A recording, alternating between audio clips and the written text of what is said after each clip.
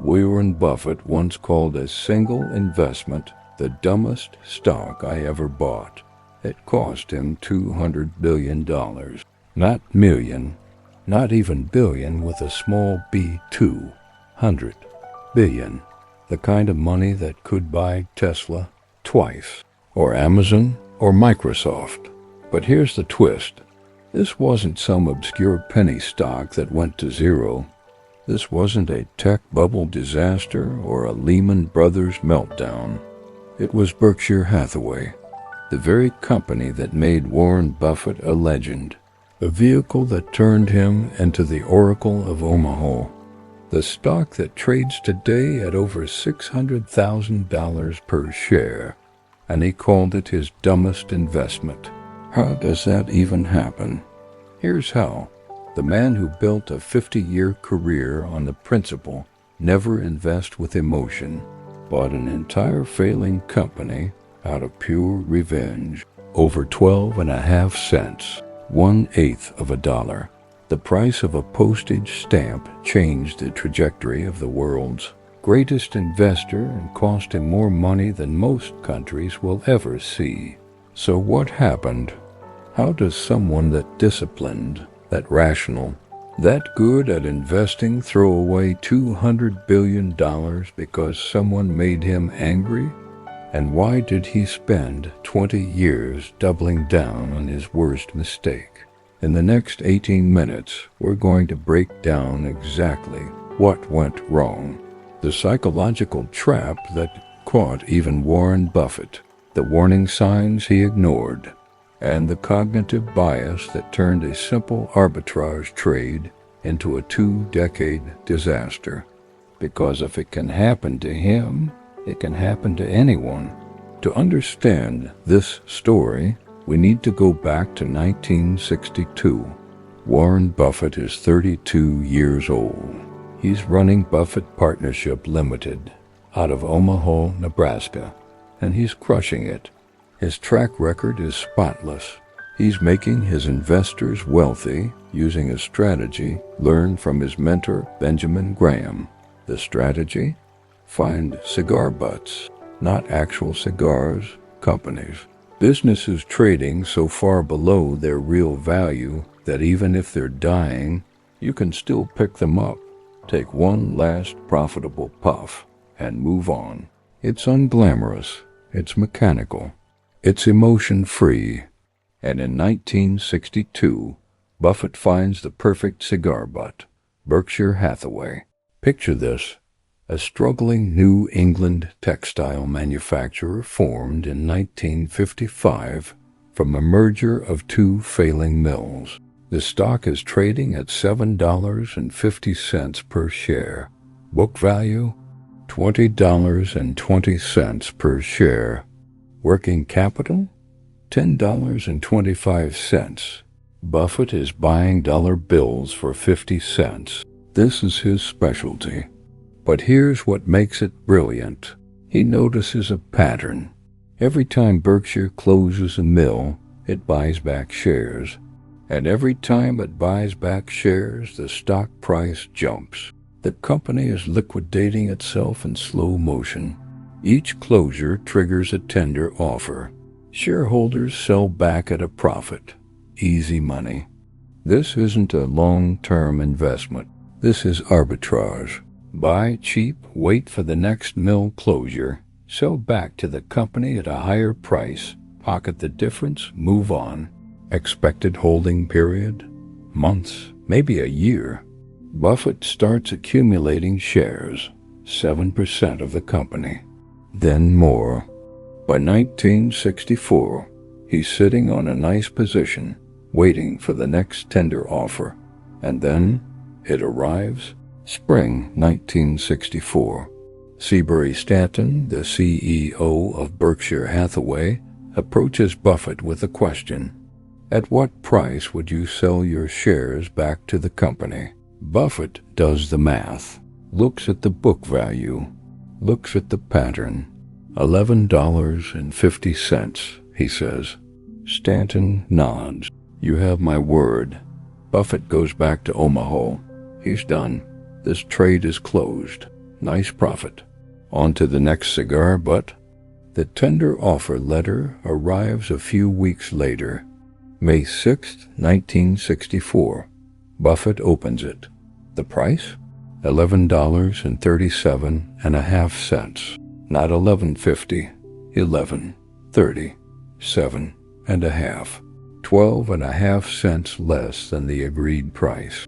On Buffett's stake, this difference amounts to maybe $100–200 total. Pocket change. But something happens in that moment. Something that will cost Warren Buffett more money than any human has ever lost on a single decision. He gets angry. 12.5 cents. That's what it took to change everything. Buffett doesn't tender his shares at 11-30-7-50. He doesn't call Stanton to negotiate. He doesn't shrug it off as a minor discrepancy. He does something different. He buys more shares. And then more. And then more. By the end of 1964, Buffett isn't trying to make a quick profit anymore. He has a new goal: take control of Berkshire Hathaway and fire Seabury Stanton. Not because it's good business, because Stanton broke his word. Over 12.5 cents. Think about that. Warren Buffett, the man who would spend the next 50 years preaching discipline, patience, and rationality, is now pouring tens of thousands of dollars into a revenge trade over pocket change. May 10th, 1965. Buffett Partnership Limited takes control of Berkshire Hathaway with a 49% stake. Average purchase price? $14.86 per share. Total company value? $22 million. First order of business: Warren Buffett fires Seabury Stanton. Revenge complete. But now Buffett owns a dying business. And here's where it gets worse. Because at this point, May 1965, the rational move is obvious. Liquidate the textile assets. Shut down the mills. Redeploy the capital into something. Anything that actually makes money. Buffett knows this. Years later, he'll admit it. I had now committed a major amount of money to a terrible business. He knew it was terrible from day one. But he can't admit that the entire acquisition was driven by emotion, that he violated his own principles, that he got played by his own anger over 12.5 cents. So instead, he holds on. 1965 becomes 1966.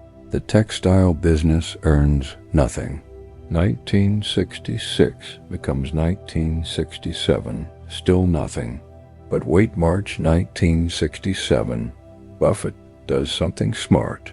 He buys National Indemnity, an insurance company, for $8.6 million.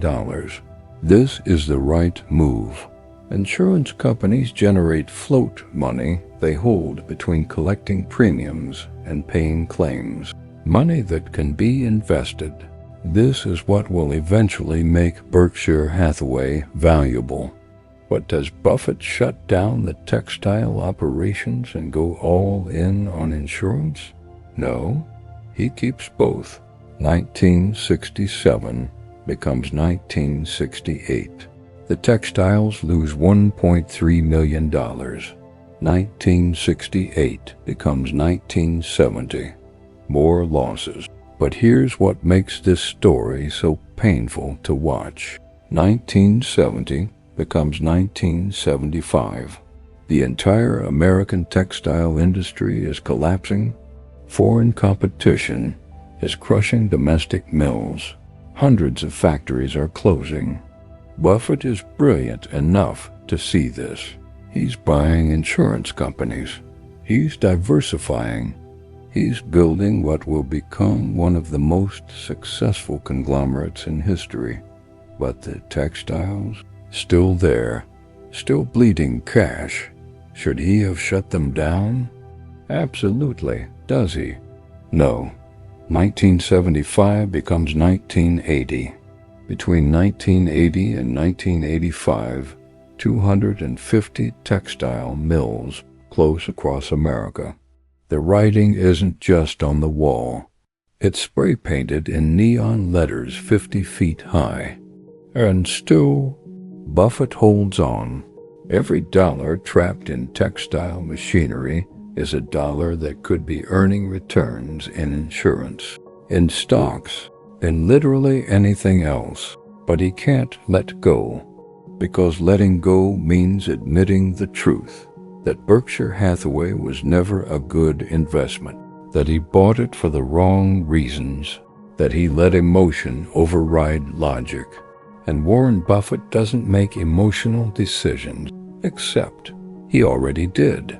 July 1985, 20 years after taking control, Buffett finally shuts down the last textile operation. 2 decades gone. The money spent keeping those mills running, incalculable. The opportunity cost, catastrophic. Because every year those textiles limped along, Buffett had less capital to deploy in businesses that actually worked. Less capital for insurance, less capital for Coca-Cola, less capital for American Express. 20 years of compounding, lost. The question isn't why he shut down the textiles in 1985. The question is, what took him so long? And the answer reveals something most people never expect to see in Warren Buffett. So here's what was really happening. Warren Buffett, the Oracle of Omaha, the most rational investor in history, fell into 2 of the most common psychological traps in investing. First, revenge bias. Second, sunk cost fallacy. Let's break them down. Revenge bias is when anger at being wronged overrides rational thinking. You stop making decisions to maximize your own outcome. Instead, you make decisions to punish someone else, even when it costs you. Especially when it costs you. Seabury Stanton offered 11-30-7-50 instead of 11.50, 12.5 cents. An insult disguised as a business decision. And Buffett's response? Spend thousands to fire him. Tens of thousands, hundreds of thousands, eventually billions. The punishment cost infinitely more than the crime. But once revenge became the goal, the math stopped mattering. Now here's the second trap, sunk cost fallacy. This is when you continue investing in a losing proposition because you've already committed resources to it. You think, I've already put so much in, I can't quit now. Even when quitting is the smart move. Even when every additional dollar is wasted. May 1965, Buffett fires Stanton. Mission accomplished. At this point, the revenge is complete. He won. Stanton is gone. The rational next move? Liquidate the textiles. Move the capital. Start fresh. But doing that would mean admitting the acquisition was a mistake. That the whole thing was driven by emotion. And Warren Buffett doesn't make emotional mistakes. So the textiles stay. 1967. National indemnity is thriving. The insurance business is printing money. But the textiles are still there. 1975. 10 years in. Still holding on. 1980. 15 years. The industry is dead. Still holding on. 1985. 20 years. Finally, he shuts them down. 20 years of sunk cost. Because admitting the mistake meant admitting he'd let emotion drive a $200 million decision. Why did even Warren Buffett fall for this? 3 reasons. First, personal pride. At 34 years old, Buffett had built a reputation on never losing, being chiseled by Stanton. even over 12.5 cents, was a personal insult to his intelligence. Second, the small trigger paradox. Because the amount was so tiny, letting it go seemed petty. But overreacting also seemed petty. He overreacted. Third, the success trap. By the late 1970s, Berkshire was succeeding despite the textiles. Insurance was working. Investments were working. The textile losses were masked by everything else. This made it easier to ignore the magnitude of the mistake. But the mistake was enormous. In 2010, Buffett sat down with CNBC for an interview, and he finally said it out loud. If I had invested that money in the insurance business from the outset, Berkshire would be worth double its current value. That's $200 billion. $200 billion, he continued. The reasoning is straightforward. Had I allocated the same funds to the insurance sector from the beginning, we would have built a more valuable company. All that capital in textiles was a burden. Berkshire Hathaway was generating nothing, year after year after year. And then, the kicker. It was the dumbest stock I ever bought. Not a mistake, not suboptimal. The dumbest stock. From the man who turned Berkshire Hathaway into a $600 billion empire. Imagine what it could have been if he'd started with insurance on day one. 400 billion? 600 billion? A trillion? We'll never know, because 12.5 cents got in the way. The paradox is almost beautiful in its cruelty. Buffett's worst investment became the vehicle for his greatest success.